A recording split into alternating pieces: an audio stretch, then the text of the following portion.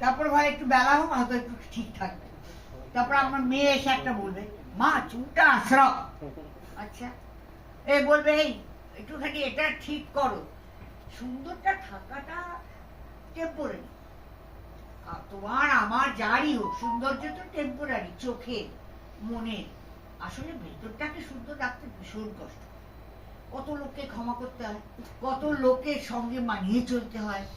তারপরে কত, আমার মেয়ে খুব করে মানে কি বলে যে হেমন্ত মুখার্জির রয়্যালটি পয়সা ওই খরচা করে।